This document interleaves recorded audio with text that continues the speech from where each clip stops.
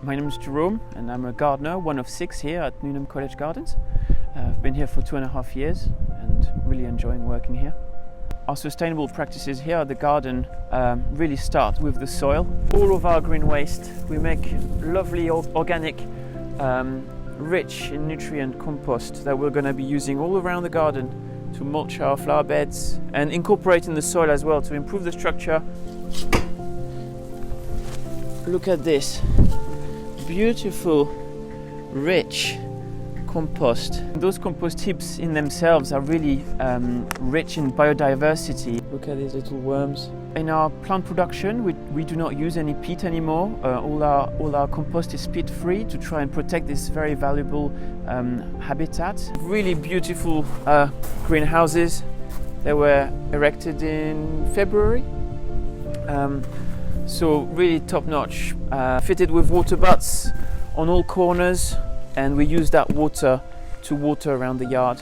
We chip all our bark, all our wood, all our branches. We make these wood chips. All our branches are chipped and then we use it to lay the paths with it. We don't water our lawns at all, but instead we're introducing new grass species to our lawns every year when we reseed, and when it gets damaged, it should repair itself. We're also introducing a lot of drought-resistant species of plants all across our gardens, and the best practice is also to plant the right plant in the right space. So these are our wild meadows, lots of crocuses, fritillaries, and then comes the daffodils, covered in daffodils. It's beautiful, covered in a yellow carpet. And then after that, lupins and other grasses, and these are really a perfect habitat for insects. You can see the foxes running across. It's just really good for the wildlife. So you can see here the sort of wood piles that we leave, and these are really important because they create a really nice shelter for all sorts of animals. We're now entering badger territory. We've got one of the largest sets in England. That's one entry or exit.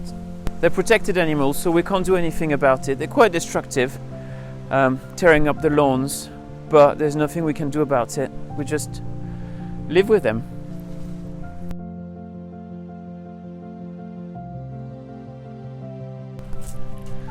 It was really starting to rot and getting damaged. And we took it apart, and then we have this very